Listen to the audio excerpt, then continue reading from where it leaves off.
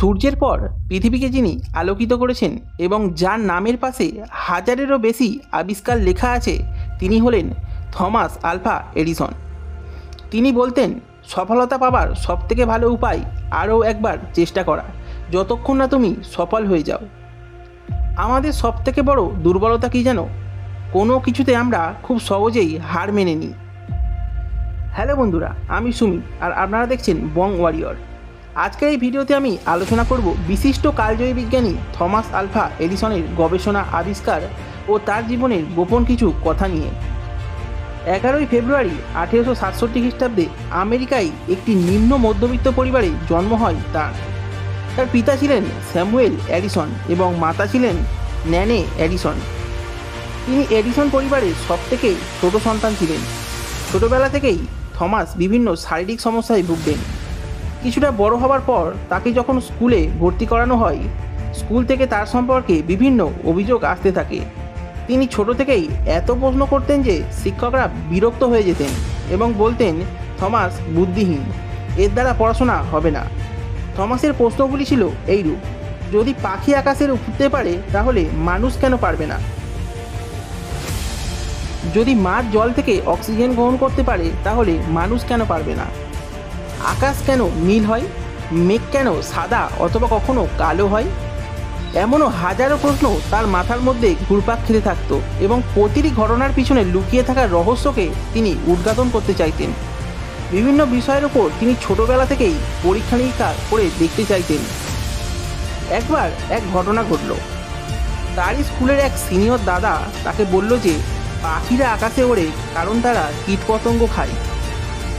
এই শুনে পরদিন সকালেই থমাস মাঠে চলে যায় এবং কিছু কীটপতঙ্গ ধরে একটি জারের মধ্যে রাখে। তার থেকে শরবত বানিয়ে তার বন্ধুকে খাইয়ে দেয়। তার আশা ছিল যে বন্ধু আকাশে উড়তে পারবে, কিন্তু বন্ধু আকাশে ওড়ার বদলে ভীষণভাবে অসুস্থ হয়ে পড়ে, যার জন্য থমাসকে শাস্তিও পেতে হয়। এরপর কিছুদিন কেটে যায়। তারপর স্কুল থেকে একটি চিঠি দেওয়া হয় থমাসকে। বলা হয় এটি তার মাকে দিতে। থমাস বাড়ি ফিরে মাকে চিঠিটি দেয়। চিঠিটি পড়ার পর তার মা কাঁদতে থাকেন। থমাস জানতে চায় চিঠিতে কী লেখা আছে। তখন তার মা চোখের জল মুছে বলতে থাকেন, স্কুল এই চিঠিতে লিখেছে যে আপনার ছেলে খুবই বুদ্ধিমান, কোনো জিনিয়াস থেকে কোনো অংশে কম নয়, কিন্তু আপনার ছেলের তুলনায় স্কুলটি একটু লো লেভেলের। আমাদের স্কুলের শিক্ষকরা এত অভিজ্ঞ নয়, তাই আপনার ছেলেকে পড়াতে পারবো না। এবার থেকে আপনি আপনার ছেলেকে বাড়িতেই পড়াবেন। এডিসনের বয়স ছিল তখন 9 বছর, আর সেখান থেকেই শুরু হয় তার বাড়িতে পড়াশোনার পালা। বিজ্ঞানের প্রতি তার এক অদ্ভুতপূর্ব ভালোবাসা ছিল। তার মা তাকে একটি বিজ্ঞানের বইও দিয়েছিলেন। সেই বইয়েতে রসায়নের কিছু পরীক্ষা নিরীক্ষা কীভাবে ঘরে করা যায় তা লেখা ছিল এবং মাত্র 10 বছর বয়সে তার বাড়িতে একটি ল্যাব বানিয়ে ফেলেন ও পরীক্ষা নিরীক্ষা করতে থাকেন। কিছুদিনের মধ্যেই তার মায়ের সাথে কোনো এক বিষয়ে কথা কাটাকাটিতে তার মা তার ল্যাবটি ভেঙে দেয়। এরপর তার মাথায় ঘুরতে থাকে অন্য এক চিন্তা। তিনি স্টেশনে এবং ট্রেনে নিউজ পেপার ও অন্যান্য জিনিসপত্র বিক্রি করা আরম্ভ করে দেয়। আর ট্রেনের সেই ফাঁকা কামরাতে তিনি তার রাসায়নিক পরীক্ষা নিরীক্ষা করতেন। যখন তার বয়স ছিল মাত্র 12 বছর। এইভাবে বেশ কয়েক বছর চলতে থাকে। 15 বছর বয়সে নিজস্ব সমাচারপত্র পাবলিশ করেন, আর সেই সমাচারপত্রের নাম ছিল গ্যান্ট্যাঙ্ক হিরন। এর মধ্যে বহু আপ টু ডেট আর্টিকেলস প্রকাশিত হতো এবং তৎকালীন সময় মানুষ একে খুবই পছন্দ করলো। এইভাবেই বেশ চলছিল। একদিন হঠাৎ ট্রেনের ফাঁকা কামরায় রাসায়নিক পরীক্ষা নিরীক্ষা করার সময় আগুন লেগে যায়। রেলকর্মীরা এসে আগুন নিয়ন্ত্রণে আনে এবং থমাসের গালে খুব জোরে একটি চড় মারে। এর ফলে তিনি একদিকের কানে আর শুনতে পেতেন না, আর তার উপর নিষেধাজ্ঞা জারি করা হয় যে তিনি আর স্টেশনে আসতে পারবেন না এবং কোনো কিছু বিক্রি করতে পারবেন না। এই ঘটনার বছর 3 পর ট্রেন অ্যাক্সিডেন্ট থেকে একটি বাচ্চাকে বাঁচান থমাস। বাচ্চাটির বাবা খুশি হয়ে থমাসকে টেলিগ্রাফ শিখিয়ে দেয়। এরপর থমাস টেলিগ্রাফ অপারেটরের একটি কাজও পেয়ে যান। টেলিগ্রাফ ছিল সেই সময়ের একটি ইউনিক যোগাযোগ মাধ্যম। থমাস আরও গভীরভাবে টেলিগ্রাফ সম্পর্কে পড়তে ও জানতে থাকেন। এর পিছনে লুকিয়ে থাকা বিজ্ঞানকে তিনি বুঝতে থাকেন। এরপর শুরু হয় টেলিগ্রাফের নানান পরীক্ষা নিরীক্ষা। তখন তার বয়স হয়েছিল মাত্র 22 বছর। তিনি বানিয়ে ফেলেন স্টেপস স্টিকার্স। এটি তিনি বিক্রি করতে চান। তিনি মনে করেছিলেন যে এর দাম $5000 মতো হতে পারে, কিন্তু তিনি এটি $3000 দিতে রাজি ছিলেন। যদিও এটি একটি টেলিগ্রাম সংস্থা $40,000 কিনে নেন, যার বর্তমান মূল্য আপনারা কমেন্ট বক্সে জানাতে পারেন। এটি ছিল তার প্রথম আবিষ্কার। তিনি কিন্তু কোনো নির্দিষ্ট কোম্পানির জন্য কাজ করতেন না। তিনি তার আবিষ্কারগুলো করতেন এবং যার প্রয়োজন তারা এসে এগুলিকে নিয়ে যেতেন।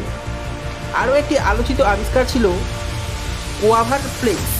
এতে একটি তার দিয়ে দুটি ডাইরেকশানে দুটি আলাদা আলাদা সিগন্যাল পাঠানো যেত, আর তার এই আবিষ্কারটি বিক্রি হয় $100,000। এটি কিনেছিলেন একটি বিখ্যাত রেল ব্যবসায়ী জে গোয়াল। এরপর তিনি 1857 সালে তৈরি করেন ফোনোগ্রাম। সাউন্ড রেকর্ড, গান শোনা ইত্যাদি কাজগুলি খুব সহজেই করা যেত এই যন্ত্রটিতে। এছাড়া মোশন পিকচার ক্যামেরা, এটিতেও তার অবদান ছিল খুবই গুরুত্বপূর্ণ।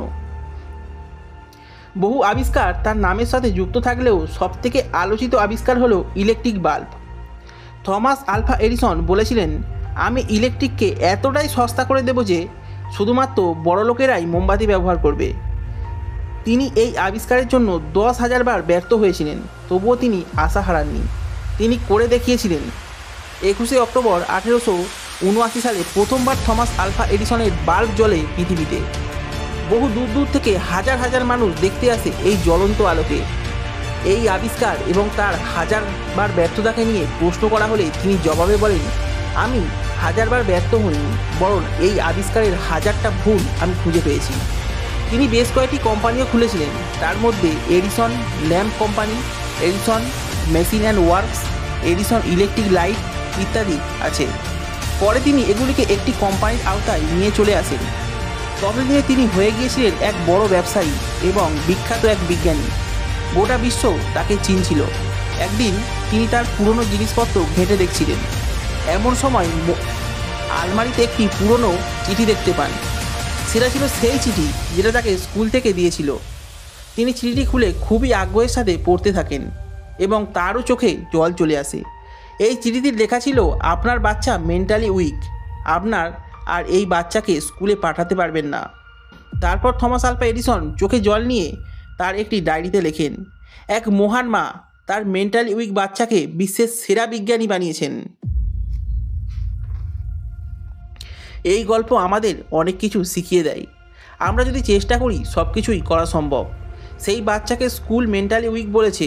তার মায়ের ভালোবাসা, তার মায়ের চেষ্টা, তার বাচ্চার ইচ্ছার জন্য তিনি এত বড় বিজ্ঞানী হতে পেরেছেন। শিক্ষা গ্রহণের কোনো নির্দিষ্ট স্থান হয় না। মানুষ যেখানে খুশি যে কোনো জায়গা থেকে শিক্ষা গ্রহণ করতে পারে এবং সে শিক্ষা হতে পারে পৃথিবীর সেরা শিক্ষা। 8ই অক্টোবর 1931, 84 বছর বয়সে স্যার থমাস আলভা এডিসন এই পৃথিবীতে চলে যান। তার এই আবিষ্কারগুলোর মাধ্যমে সমগ্র বিশ্বকে তিনি আলোকিত করে যান। তার মৃত্যু শোকের উদ্দেশ্যে গোটা আমেরিকায় একদিন রাতে আলো নিভিয়ে রাখা হয়েছিল। ভিডিওটি সম্পর্কে তোমার মতামত কমেন্ট করে জানিও। ভালো লেগে থাকলে অবশ্যই একটি লাইক করো এবং বন্ধুদের সাথে ভিডিওটিকে শেয়ার করো। আর হ্যাঁ, বং ওয়ারিয়র চ্যানেলটিকে সাবস্ক্রাইব করতে ভুলো না। ধন্যবাদ সবাইকে। দেখা হচ্ছে পরের ভিডিওতে আরও একটি ইন্টারেস্টিং টপিক নিয়ে। ততক্ষণ সবাই ভালো থাকবেন, সুস্থ থাকবেন।